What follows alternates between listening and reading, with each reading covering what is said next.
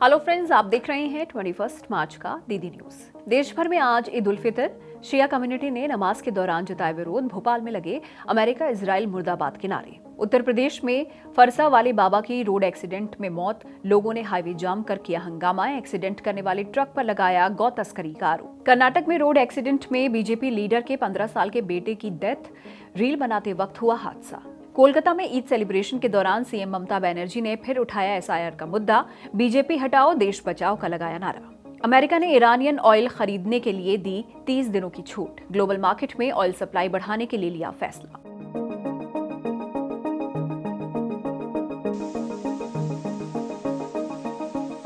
देश भर में आज ईद उल फितर मनाया जा रहा है। इस बीच पीएम नरेंद्र मोदी और प्रेसिडेंट द्रौपदी मुर्मू ने एक्स पर पोस्ट कर शुभकामनाएं दी हैं। ईद के सेलिब्रेशंस के बीच मिडिल ईस्ट की वॉर का असर भी साफ नजर आ रहा है। श्रीनगर, भोपाल, जयपुर, अजमेर, सीकर, बंगाल के मुर्शिदाबाद और यूपी के संभल में नमाज के दौरान शिया कम्युनिटी के लोग काली पट्टी बांधकर पहुंचे। भोपाल के इमामबाड़ा में आयतुल्ला अली खामेनेई की फोटो रखकर श्रद्धांजलि दी गई और इसके अलावा यहां पर नमाज के बाद अमेरिका और इजराइल मुर्दाबाद के नारे भी लगाए गए। राजस्थान के जयपुर, सीकर, अजमेर के साथ ही कई डिस्ट्रिक्ट में काली पट्टी बांधकर नमाज की गई। कई मस्जिदों पर काले झंडे भी दिखाई दिए। उत्तर प्रदेश के मथुरा में फरसा वाले बाबा के नाम से फेमस गौरक्षक चंद्रशेखर बाबा की रोड एक्सीडेंट में मौत हो गई है। According to media reports, truck से कुचले जाने के बाद उनकी मौत हुई। बाबा के एक साथी ने कहा है कि बाबा 2 साथियों के साथ गौवंश से भरे हुए ट्रक का पीछा कर रहे थे।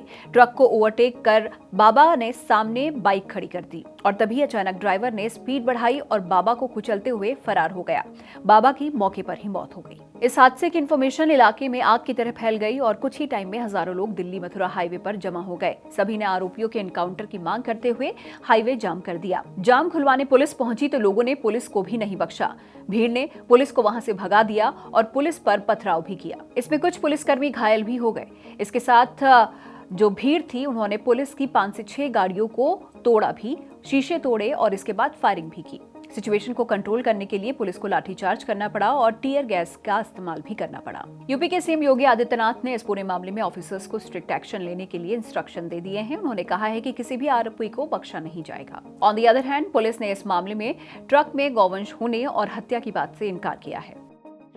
कल गहना कोहरा होने के कारण पीछे से एक ट्रक जो कि राजस्थान नंबर का था उसके द्वारा आकर इनको हिट किया गया, जिसमें कि इनकी मृत्यु हो गई। जो कंटेनर इनके द्वारा रोका गया था उसमें किराने का सामान पाया गया और जो ट्रक पीछे से आया राजस्थान नंबर का, उसमें तार लदे हुए थे। जो ट्रक है उसके चालक और परिचालक दोनों अलवर राजस्थान के रहने वाले हैं और ट्रक दुर्घटनाग्रस्त हुआ और चालक भी चोटिल हुआ है, जो कि उपचाररत है। इसमें गौ तस्करी की किसी प्रकार की कोई बात नहीं आई है। पंजाब की आम आदमी पार्टी गवर्नमेंट में minister of transport Laljit Bhullar से इस्तीफा लिया गया है। मिनिस्टर का नाम लेकर वेयरहाउस के डिस्ट्रिक्ट मैनेजर गगनदीप सिंह के जहर खाकर सुसाइड करने के बाद ये एक्शन लिया गया है। मरने से पहले अमृतसर में posted district manager Gagandeep Singh Randhawa ने 12 सेकंड का एक वीडियो पोस्ट किया है। इसमें रंधावा ने कहा है कि उन्होंने मिनिस्टर लालजीत भुल्लर के डर से सल्फास खा लिया है। आरोप है कि लालजीत भुल्लर वेयरहाउस के डीएम गगनदीप पर अपने पिता के नाम पर टेंडर दिलवाने के लिए प्रेशर बना रहे थे। जब ऐसा नहीं हुआ तो मिनिस्टर ने डीएम को घर बुलाया और उसके साथ मारपीट की और फैमिली को लेकर धमकियां भी दी। इसका पता चलते ही सीएम भगवंत मान ने मिनिस्टर भुल्लर से इस्तीफा ले लिया है और साथ ही साथ इस केस की investigation chief secretary KP Sinha को सौंप दी है। वहीं लालजीत भुल्लर ने कहा है कि आरोप झूठे हैं और इन्वेस्टिगेशन अफेक्ट ना हो, इसीलिए उन्होंने रिजाइन किया है। स्पीड और पावर जैसे प्रीमियम पेट्रोल का प्राइस 2 रुपए 9 पैसे से 2 रुपए 35 पैसे प्रति लीटर बढ़ गया है। ऑल्दो नॉर्मल पेट्रोल के प्राइस में कोई चेंज नहीं हुआ है। अब HPCL पावर पेट्रोल 116 रुपए 77 पैसे पर लीटर और BPCL स्पीड पेट्रोल 116 रुपए 29 पैसे पर लीटर हो गया है। मिडिल ईस्ट में वॉर के बाद क्रूड ऑयल के अनस्टेबल प्राइस के चलते ये चेंजेस हुए हैं। रेमंड ग्रुप के मैनेजिंग डायरेक्टर गौतम सिंघानिया का मालदीव्स में एक्सीडेंट हो गया है। स्पीड बोट पलटने की वजह से वो घायल हो गए और इलाज के लिए उन्हें एयरलिफ्ट कर मुंबई लाया गया है। फिलहाल उनका ट्रीटमेंट चल रहा है। उनके स्पोक्स पर्सन ने कहा है कि सिंघानिया को माइनर इंजरीज हुई हैं और उनकी कंडीशन स्टेबल है। उनके साथ बोट पर उनके और दोस्त भी थे जो अब लापता हैं। लोकल एडमिनिस्ट्रेशन को अंदेशा है कि लंबा वक्त बीत जाने की वजह से उनकी जान जा सकती है। एयर ट्रैवल करने वाले पैसेंजर्स के लिए गवर्नमेंट का एक फैसले पर अब विवाद हो रहा है। गवर्नमेंट ने एयरलाइंस से हर फ्लाइट में कम से कम 60% सीट सिलेक्शन फ्री रखने के लिए कहा था, लेकिन एयरलाइन कंपनीज ने इसका कड़ा विरोध करना शुरू कर दिया है। दरअसल अब तक डोमेस्टिक फ्लाइट्स में सिर्फ 20% सीट्स ही बिना किसी एक्स्ट्रा चार्ज के बुक की जा सकती थी और बाकी सीट्स के लिए आपको एक्स्ट्रा पे करना पड़ता था, यानी कि एयरलाइन प्रिफर्ड सीट के नाम पर आपसे 500 से 3000 रुपए तक एयरलाइंस वसूल किया करती थी। नए नियम के बाद ये लिमिट बढ़कर 60% हो जाएगी। लेकिन इंडिगो, एयर इंडिया और स्पाइस जेट इस फैसले से खुश नहीं है और इन तीनों को रिप्रेजेंट करने वाली फेडरेशन ऑफ इंडियन एयरलाइंस ने सिविल एविएशन मिनिस्ट्री से ये ऑर्डर वापस लेने की मांग की है। एयरलाइंस का कहना है कि सीट सिलेक्शन फीस उनकी लेजिटिमेट कमाई का एक जरिया है और फ्यूल मेंटेनेंस और एयरपोर्ट चार्जेस पहले से ही बढ़ रहे हैं। उनके अकॉर्डिंग इस नुकसान की भरपाई के लिए उन्हें बेस टिकट प्राइस को बढ़ाना पड़ेगा, जिससे अल्टीमेटली सभी पैसेंजर्स को ज्यादा पे करना होगा। साथ ही एफआईए ने यह भी कहा है कि मिनिस्ट्री ने फैसला एयरलाइंस से बिना कंसल्टेशन के लिया है। कर्नाटक के हुबली में सोशल मीडिया रील बनाने के दौरान एक बीजेपी नेता के 15 साल के बेटे की मौत हो गई। नामिश संगलाद 9th क्लास का स्टूडेंट था और मैसूर में पढ़ता था। वो उगादी के मौके पर अपने घर हुबली आया हुआ था। नामिश अपने दोस्तों के साथ एक action break stunt reel shoot कर रहा था। इस दौरान एक कार और एक इलेक्ट्रिक 2 व्हीलर को तेज रफ्तार में आमने सामने लाकर आखिरी वक्त में ब्रेक मारना था। नामिश इलेक्ट्रिक बाइक चला रहा था, जबकि कार उसका एक माइनर फ्रेंड चला रहा था। रील शूट करते वक्त कार ड्राइवर कंट्रोल नहीं कर सका और कार सीधे बाइक से टकरा गई। इस दौरान एक्सीडेंट में नामिश को गंभीर चोटें आई और मौके पर ही उसकी मौत हो गई। पुलिस ने इस मामले में कार चला रहे माइनर के अगेंस्ट केस फाइल कर लिया है और इन्वेस्टिगेशन की जा रही है। सुप्रीम कोर्ट ने कहा है कि पति को खाना बनाने, सफाई और कपड़े धोने जैसे घर के कामों में बराबरी की हिस्सेदारी निभानी होगी।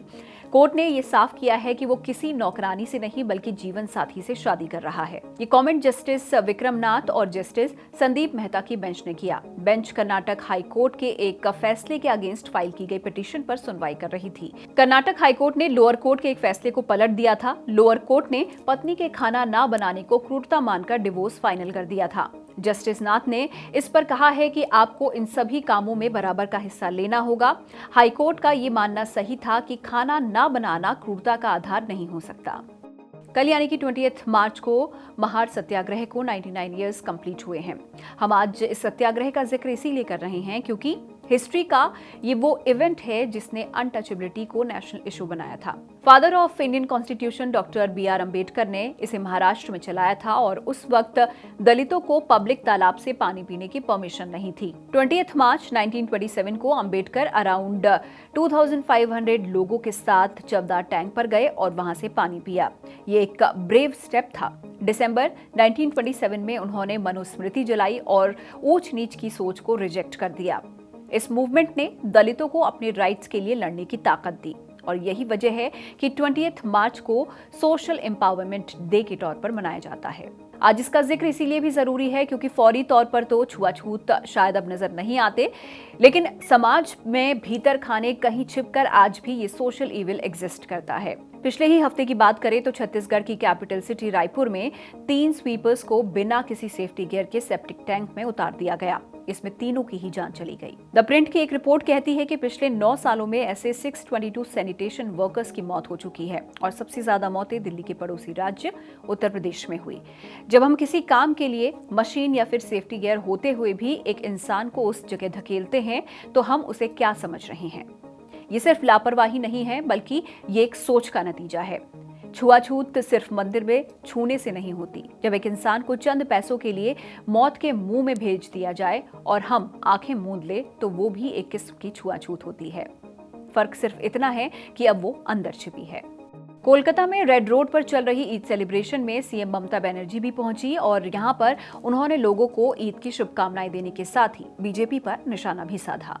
मैं भाई बहन सबल को आज का दिन सब धर्म को, सब वर्ण को, सब कम्युनिटी को, घर घर में जो माँ बहन आप लोगों ने खाना बनाते हैं, मैं सबको बहुत बहुत ईद मुबारक कहने चाहूंगी।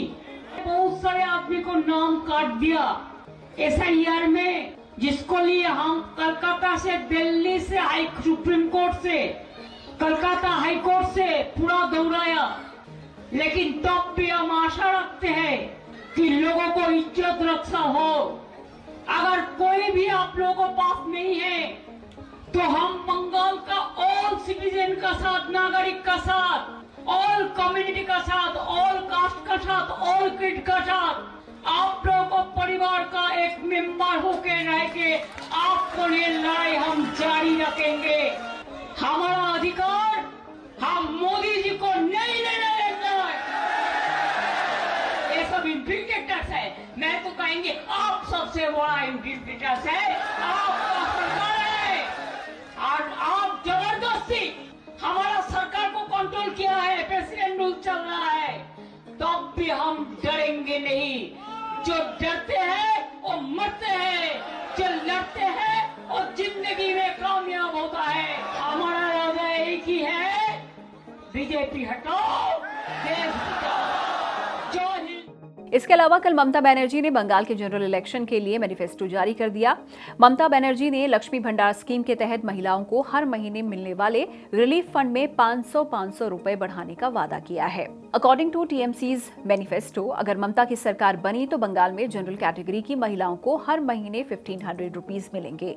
अभी बंगाल सरकार जनरल कैटेगरी की महिलाओं को 1000 रुपीज पर मंथ देती है। वहीं SC/ST महिलाओं को 1700 रुपीज पर मंथ और अनएम्प्लॉयड यंगस्टर्स को 1500 रुपीज पर मंथ दिए जाएंगे।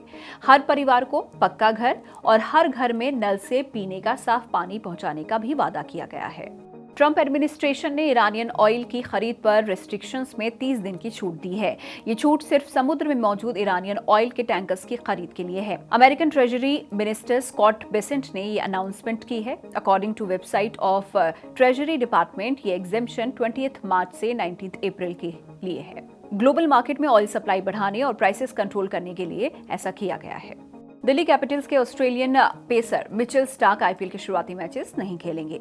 क्रिकेट ऑस्ट्रेलिया अपने बिजी इंटरनेशनल शेड्यूल के चलते अपने प्रीमियम तेज बॉलर्स का वर्कलोड मैनेज कर रही है। सनराइजर्स हैदराबाद के कैप्टन पैट कमिंस और आरसीबी के जॉश हेजलवुड भी इसी वर्कलोड प्लान के चलते इनिशियल फेज का हिस्सा नहीं होंगे। बीसीसीआई ने बताया है कि टीम इंडिया जून के एंड में आयरलैंड जाएगी। वहां 2 T20 मैच खेले जाएंगे। मैच 26 और 28 जून को बेलफास्ट में होंगे। ये टूर अफगानिस्तान के अगेंस्ट डोमेस्टिक सीरीज और इंग्लैंड टूर के बीच में होगा। तो वहीं विमेंस टीम दिसंबर में साउथ अफ्रीका जाएगी। वहां पर दोनों टीमों के बीच एक टेस्ट और 3 वनडे मैच खेले जाएंगे। आज का बुक रिकमेंडेशन है अंडर द बकुल ट्री, जिसे मृणाल कलिता ने लिखा है। ये कहानी एक ऐसी विमेन सेंट्रिक जर्नी है जो कि नॉर्थ ईस्ट इंडिया के सोशल रियलिटीज और एक महिला के इनर स्ट्रगल्स को सामने लाती है। इस नॉवल में एक औरत की जिंदगी को दिखाया गया है जो ट्रेडिशन, एक्सपेक्टेशंस और पर्सनल ड्रीम्स के बीच फंसी हुई है। बकुल ट्री यहाँ सिर्फ एक पेड़ नहीं बल्कि मेमोरीज, इमोशंस और आइडेंटिटी का सिंबल बनकर उभरता है। सोसाइटी के दबाव, रिश्तों की कॉम्प्लेक्सिटी और सेल्फ डिस्कवरी के बीच एक महिला अपनी आवाज खोजने की कोशिश करती है। ये कहानी साइलेंस, सेक्रीफाइस और स्ट्रेंथ के उन पहलुओं को दिखाती है जो अक्सर अनदेखे रह जाते हैं। इमोशनल डेप्थ और सिंपल स्टोरी टेलिंग के साथ ये बुक आपको उस दुनिया में ले जाती है जहां पर छोटे छोटे मोमेंट्स ही सबसे बड़ी कहानियां बन जाते हैं। ये बुक सिखाती है कि खुद को समझना और अपनी पहचान बनाना ही सबसे बड़ी जीत है, चाहे रास्ता कितना भी मुश्किल क्यों ना हो। आज के न्यूज बुलेटिन में इतना ही। देखते रहिए सिंगाबाद। Bye bye.